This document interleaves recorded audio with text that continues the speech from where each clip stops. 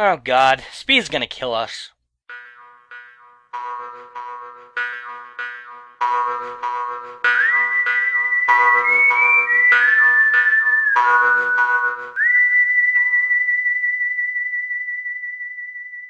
So now we've gone over the 2D Zelda games, it's best we start drooling over the more advanced side of the deal, the 3D titles. The first representative and our least favourite of the group, Twilight Princess. If honesty is to show its face, Twilight Princess is a very mixed bag for us. On the one hand, it brought forth a lot of daring endeavours into the series, but on the other hand, well, it's a bit like Crazy Hand. A very, very dark side of the initial picture, but housing a much more grim interior. This is generally seen as the big bad adult Zelda adventure. It's dark, has some really sinister moments, and it's rated T, kiddies! Everyone was screaming their heads off about the hype. I like it, but it just wasn't quite the game I thought it would be. It seems we both have some unfinished business to settle with this game. Particularly me. And I have a few things to say about this one. Not sure if you're gonna like it, but here goes. Call me a heartless cynic, but I don't feel like Twilight Princess captures the right amount of flaring personality like all the others do. It just feels different, and not entirely in a good way. I agree with that to a certain extent, but before we willingly take bullets to our knees, let's go over what good there is. First off, the plot. The story in Zelda games have typically been very similar in structure. However, this isn't the case with Twilight Princess, as it's actually a lot less formulaic than the others. After a strange series of dire events occur, Link finds himself pulled into the macabre realm of Twilight, and then he turns into a wolf. So what's next? Are we gonna save some bitches? Is Ganon gonna sparkle for fuck's sake? Oh good, it's just a reverse world, okay. Got a little bit scared there for a second. After meeting your snooty companion, you soon find out what the source of the problem is. A new villain has emerged. A very bizarre, very badass usurper king known as Zant. Now Zant is awesome, I'll be the first to admit that. The armor he wears just oozes the image of a tyrant. He proves to be one formidable figure too, housing a rock-solid and very intimidating disposition, not dissimilar to that of Jason Voorhees. Oh, that, and he practically drowns all of Hyrule in Twilight, taking it over in the process. GG, Zant. Have yourself a hobnob. I saw it first! Ah! It might not be the traditional Zelda storyline we're so goddamn used to, but hey, that's a good thing. Going with this setup, the game as a whole feels a lot less predictable. Shocking twists are everywhere in Twilight Princess, and I mean everywhere.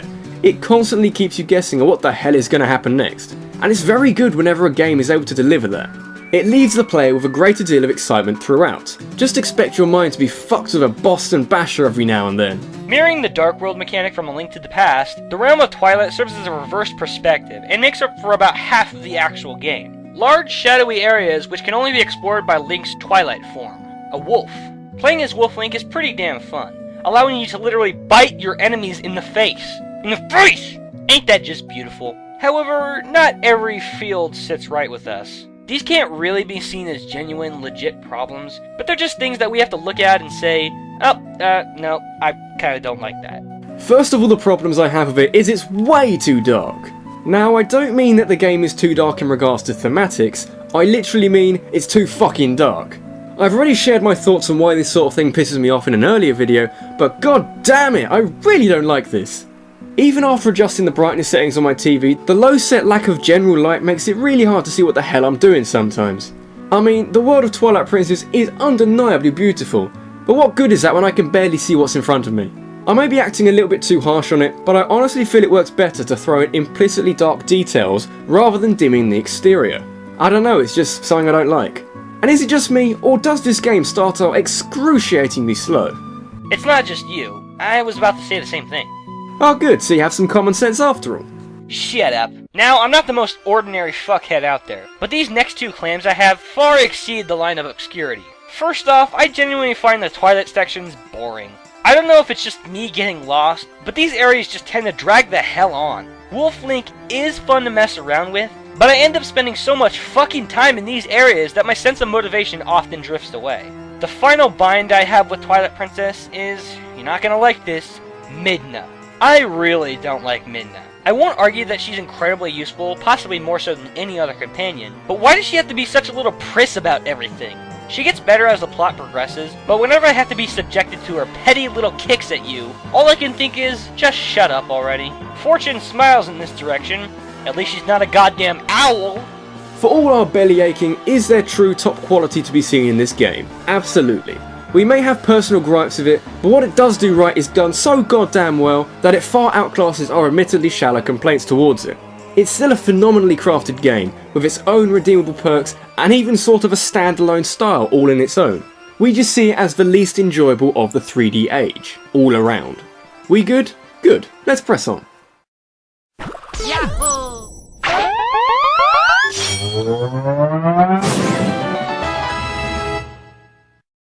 Skyward Sword.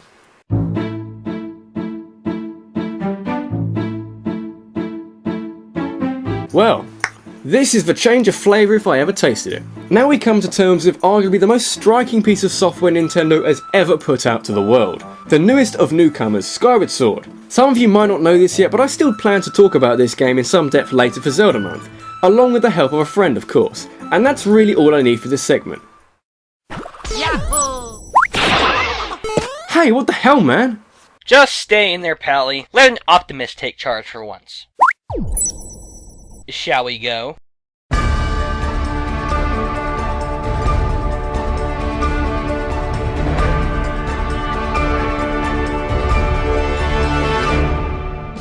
You know, I gotta come clean and honest here, folks. I actually share a large chunk of pity for this game. For every stirring new feature and radical twist Skyward Sword tries to implement, there always seems to be someone at point blank prepped to hurl petty bullshit right in its face. Never before have I seen such a huge wave of trivial outrage pitched towards a game that, if I'm to sincerely proclaim, doesn't deserve it. Yes, it's no secret. Skyward Sword is commercially one of the biggest triumphs the series has ever had, selling over 3 million copies in its first month of release, and receiving perfect scores from about 30 different publications. So no, I'm not tagging it as underrated. Not even close. I am, however, pulling a Culverus on you. Now, I don't claim to speak the right answers for everyone watching, just my own personal end of the scope. Oh, here we go.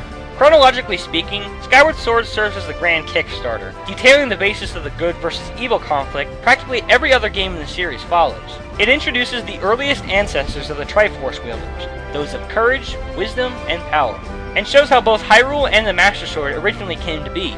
Finally, it's about time for that! The build of the Zelda timeline and several points of origin has always mystified players, including myself. Now, that's all set in stone. Thanks, Mr. Mori. A detail that was overly ratifying the second it came into play was the collection of characters. Without a second pondering, I can safely admit that Skyward Sword has my all-around favorite set of characters in the whole series. The most badass Link of them all, a Zelda I legitimately care about, Gene Simmons, a childhood boy that's more than he appears to be, and a bunch of creepy NPCs. Yeah, okay, it's not exactly the pinnacle of ensemble casting, but the brimming use of every plot-relevant figure astounds me. Even some of the seemingly feckless characters that you see time and time again have jarring moments and surprisingly high plot significance later on. It's not one detail that too many people publicly highlight, but it certainly gets my praise. It's a Zelda game, so you already know the music's amazing. Not a big surprise.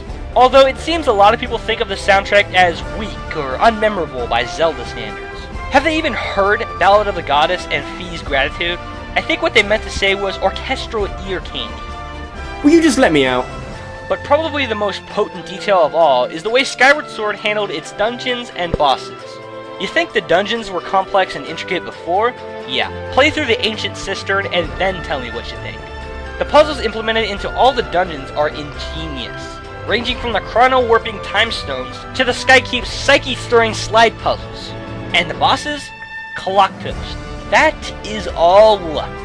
Oh great, now my legs are asleep. Now to go over the iffy feedback it gets. To many, Skyward Sword houses a lot of hit-or-miss assets. No personal scalding will be spoken, but I do possess a different outlook for just about every one of these claims. Your motion controls suck. While assuming you're not one to pan every form of motion-based gameplay, this claim is just bupkiss. Call me the pinnacle of luck with controls, but I've never had a problem with them. Swordplay and all. Unless you're overly cumbersome or attempting to generate an infinite mass punch, your movements won't have a problem registering.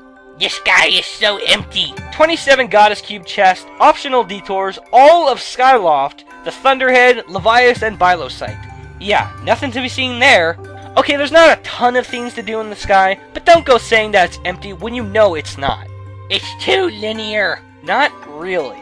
What, just because not every surface dwelling is connected with each other? Oh, cry me a fucking water temple. You still got the freedom of going wherever you please. You can still search around to your heart's content. I really don't see the problem here.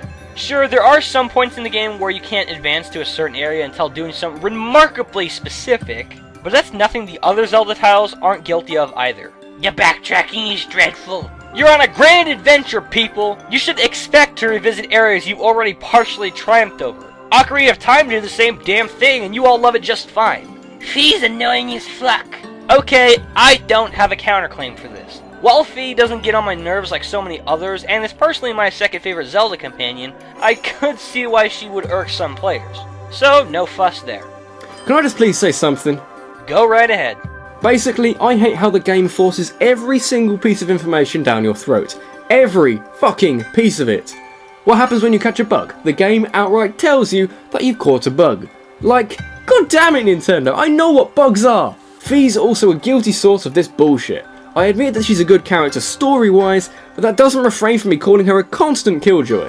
The sky overworld may be vast, but it's so bland and lifeless that it makes the Great Sea look like a fucking funfair. Towards the middle of the game, the amount of padding and extra content squeezed into the story just because it's dreadful. Some of the writing is just embarrassing, like Eldin's "Sorry about the volcano eruption, it was an explosion of my power." The ground levels in this game are all separated from each other, so it feels more fragmented, rather than a game like Ocarina of Time where all locations are part of one massive overworld. It almost has a Super Mario 64 feel to it, which is something a Zelda game shouldn't have. Wow, you just proved my basic point all in one fell swoop. So, you know this game pisses me off a lot. Ever consider that you expect too much out of the series to begin with? Sure, it's Zelda. Ever since A Link to the Past, it's made the point perfectly clear that it's a series far above average merits. But I get the feeling that all the complaints thrown its way, all those supposed flaws it harbors, are just tossed in there labeled as actual problems, instead of reflecting the sole reason why I think Skyward Sword gets so much ruthless crap from independent onlookers. That it was an alleged disappointment. Well, yeah, it was a disappointment. Such a long wait. It was like 3 years, in fact, for an ending result that felt ordinary. The problem I see in that verdict is the degree of expectations you and most others clearly had for it. An irrational scale of hope and desire so absurd that no amount of legit flooring quality would faze you in any satisfied way. It's exactly what happened to Star Wars when The Phantom Menace was announced and then finally released. Insane commercial success, spiteful, disappointed feedback. I think you're talking out your arse, Logan. Am I? Be honest and tell me something, Will. Do you find any good in this game?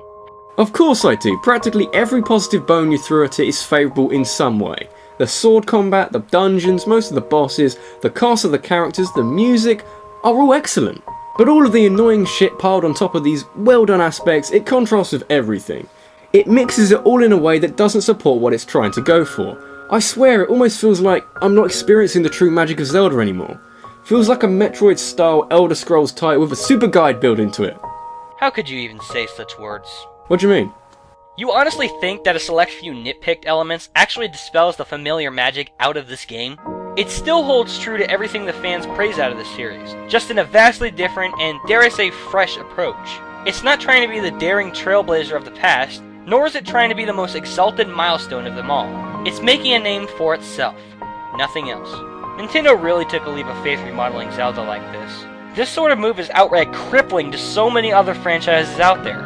Franchises have literally died off merely from the attempt of it, but not for this series. If I dare to say, I honestly think this spells out an all-new level of standard for Zelda to me.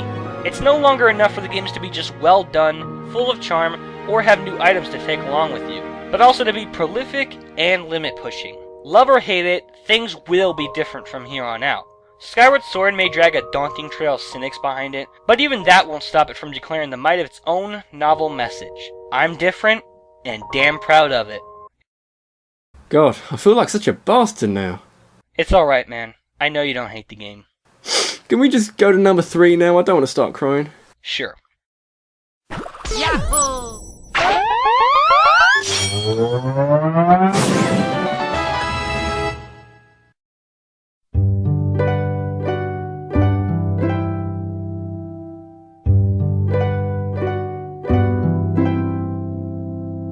Ah yes, here it is. Practically every one of you watching this video that retains a special love towards Zelda knew for sure that this would be held at one of the higher positions on the list. The grandest landmark of the series and the best-selling adventure game of all, Ocarina of Time. As much as this phrase is tossed around, there's honestly not too many unstated idioms we can direct at Ocarina of Time.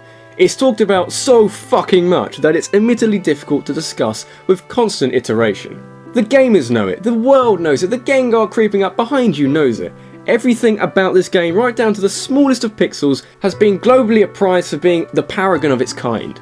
In terms of public ratings and acclaim, Ocarina of Time is the most successful game in the series, having sold nearly 8 million copies for the N64 version alone, and its review portfolio houses more 10 out of 10s than a Game Grumps panel.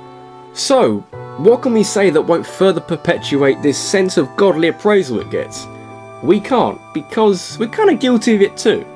When discussing this game, I can't help but bring up a pestering detail. For whatever reason, Ocarina of Time has gained an undeserved name for being one of the coolest things to hate in recent years. A large chunk of onlookers often make snaps about it being outdated or the most overrated thing in fucking forever. Is it overrated?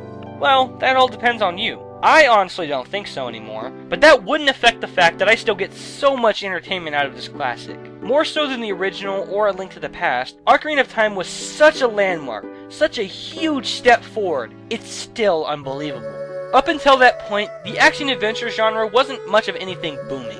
Fans loved the first 4 Zelda games, yeah, but the genre itself was having a rough time finding new special footing in the industry. Platformers had already gained ambitious notoriety with Super Mario 64. But it wasn't until '98 that the adventure genre was set in full motion. Ocarina of Time hit the scene, and my god did this change everything. Not only were people impressed, they were overwhelmed. Since then, so many other franchises were influenced into making the jump to 3D. Not as much as Super Mario 64, but Metroid Prime, Shadow of the Colossus, and Kingdom Hearts were only a couple that come to mind. Well, that should do for the background, man. Let's get to the game. After you. I may not be one to conform with the most popular of opinions, but I still see a lot of mastery in this here game. Ocarina of Time may not be the prime originator like its 8-bit great granddaddy, but it's still a huge innovator and is a classic amongst classics. Every little convention that Zelda is known and praised for is all in Ocarina of Time, mainly due to it rekindling the basic system in a way that felt modern and new. Cliché as it may be today, the storyline of this game is fantastic in execution. The tale of a young hero realising his destiny and taking down the King of Evil in a coming-of-age quest against impossible odds. Just... oh god, it's so epic! Ever since, this has been the general foundation of Zelda storytelling. Formulaic nowadays, sure, but such a timeless charm. Okay, yeah, the story's fine and dandy, but do we actually get to experience this stuff? Can only read so many damn books. Holy shit, I'm living it! Being one that looks for gameplay over storytelling in video games, I'm rather taken with this. Sure, yeah, there's the innovation factor. But is there anyone that praises Ocarina of Time for actually being fun, rather than it rupturing common standards? I sure as hell do. I mean, how many games will let you do this? That's what I thought. Ocarina of Time's overworld setting was where I really began to take notice of something. There's some weird shit in Zelda. Be it Elfish Charlie Brown here, or oh god, the dungeons, as customary, are very well done. Especially the Spirit Temple having both young Link and adult Link go through it to solve specific puzzles. It doesn't have the strongest set of bosses, that would be Skyward Sword's forte, but some of them like Twin Robot and Phantom Ganon leave a positive mark on your experience. The Z targeting. It works great. For the daring jump into 3D, Miyamoto knew damn well that a vast adventure game wouldn't get much of anywhere without some means of simple interface. Leave it to Shiggy to deliver genre-altering advances. Kinda weird how he gave the function to Navi, though. With all these never-before-seen dynamics applied, it's easy to see why Ocarina of Time was such a goddamn benchmark. Omitting memory restrictions, Ocarina of Time is a huge game. Assuming you explore all its content, the game will last you dozens of hours, sided with a potent scale of replayability. Second, its writing. I like to think of this game as an interactive piece of literature. It tells a story that could have come straight from a fairy tale. It's as if you're living out the events of something fabled in prophetic times, where the only ray of hope comes from the most unexpected direction, a small child. It's incredible how one game pushed this many boundaries all on its own, and people wonder why it's so loved. Out of all the games heralded to be the greatest, I see Ocarina of Time as the most deserving of that status. Oh, but it's so overrated! The textures are so blurry! It doesn't deserve any of the praise it gets! you're wrong, son. You are so very wrong. It's not only massively iconic, but it's excellent on its own merits. It really is a special game. As timeless as time itself. It's a fucking legend. Yahoo!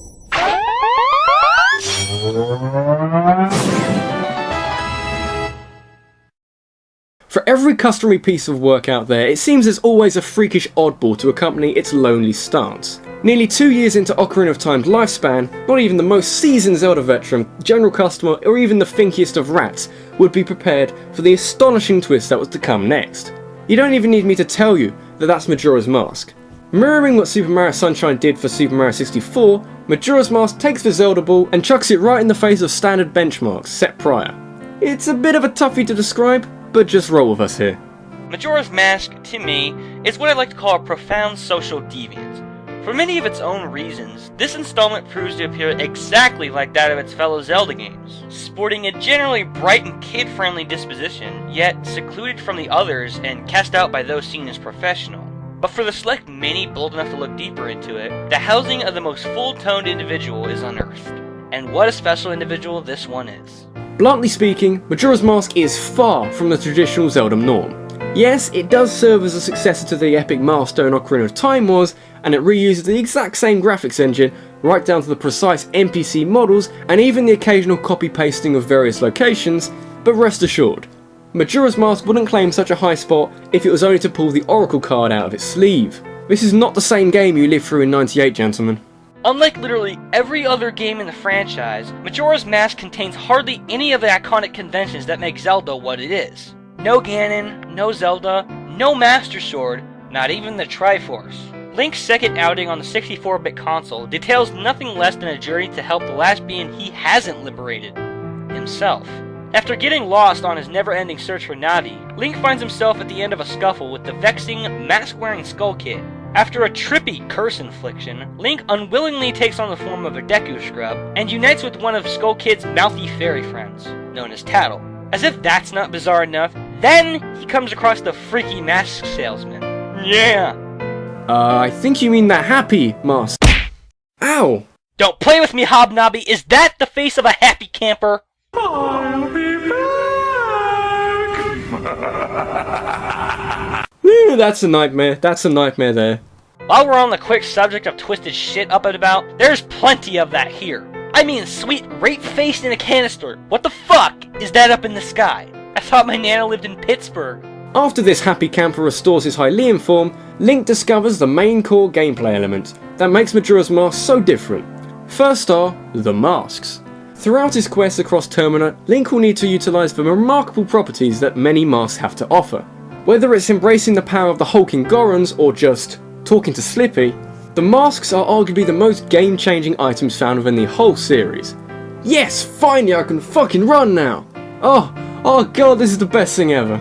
The other core element of Majora's Mask is the infamous 3-day time limit. The whole premise centres around the moon, set on a crash course for Termina. And hey, guess what? You've only got 72 hours to stop it.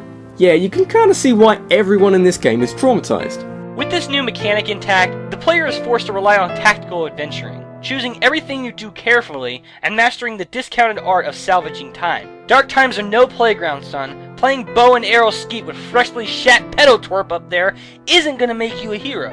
You're gonna have to suck it up and familiarize yourself with the landscape around you. That is, if you actually want to advance the story, or hope to accomplish even a fraction of the ridiculous amount of side quests to be seen. Although it doesn't initially sound like anything much, this 3-day time limit adds so much to what appears to be an Ocarina of Time rehash. With the literal manifestation of all evil right above your head at all times, the sense of urgency is amped up to 11,000 as you frantically travel across the anguished land, spelunking through dangerous environments and quite literally liberating every soul you come across. It's this sort of unnerving push that gives Majora's Mask its central essence. If I was to be frank with all of you here, everything that surrounds Majora's Mask outright amazes me. Contrary to what the loyalists of fanatics will vent on about, Majora's Mask is without question the most passionately praised Zelda game out there. Not in the eyes of reviewers or publication columnists, but in the eyes of the independent onlookers. While it is true that Ocarina of Time was more successful in the amount of copies that it sold, the independent words of the gamers that play it have proved to us time and time again that the verdict of reviewers aren't what truly push the appraisal envelope. As with everything, it does have its share of skeptics, but the sheer degree to what it's actually praised for is beyond impelling. I'm not even kidding when I say that simple skims of a common fan-made rendition of Majora's Mask supplies me with a little bit of faith back into the masses of gaming. No other game can claim such an honor. Part of the reason why this game is cherished so much lies in the atmospheric tone that it exudes. People who have the nerve to play through such a dark piece of entertainment will say that this game is highly emotional, and they're right on the money. Every character prefaced into the eyes of the player, every soul set within the world you interact with, all of them are suffering. With the impending doom slowly falling to silence everywhere, and everyone, the inhabitants struggle to retain their strength, their sanity, and even their loved ones. It's this dark, somber nature that gives it such a gripping emotional appeal. If there was ever a game that defined true emotional despair and believable apocalyptic revelation, this would damn well be the top representative. There's a clear reason why the depressing elements in Majora's Mask are highlighted so often. It's because this is how human souls would truly act in such a cataclysmic plight. There are those who panic from the turmoil, those who accept their own predetermined fate, those who think running away will solve every problem. This is what you call art. It takes a very special kind of game to convey such real emotion and have it intertwined with literally everything that occurs throughout. While it doesn't have much of a primo, pick up and instantly understand greeting than that of its predecessor, Majora's Mask truly has a surreal quality to offer, and is one of the finest examples of virtual immersion to ever see the face of entertainment. We're not gonna lie, it's not for everyone, but if you have a bold enough psyche, you will have yourself a lasting wonder. Yahoo!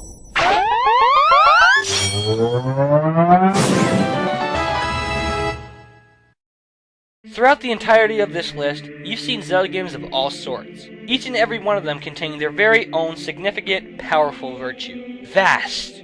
Epic. Cinematically compelling. Wholly immersive. Charming. These exceptional traits the previous games signify all point straight in a single perfect direction. A route that can only be paced by one extraordinary specimen. Legend has it that you can detect its pure beauty by putting a hand to your ear and listening carefully.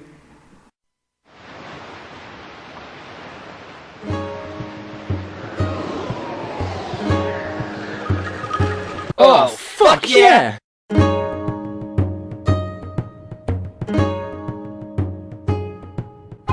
What, you say you saw this one coming? Well, I saw that holy mackerel coming long ago too, and I didn't say anything. What? And fish kill. Yes, as common deduction skills would propose, Wind Waker takes the title of both our all-time favorite Zelda games. And honestly, no other could rightfully take this spot. Even after the spectacular endeavors and additions Twilight Princess and Skyward Sword issued in, neither of us could justify it ever topping our own personal favorite of the franchise. As anyone close to the series would tell you, every official Zelda game has extravagant quality to it, and truly pushed the envelope as to what virtual media is capable of offering to the world.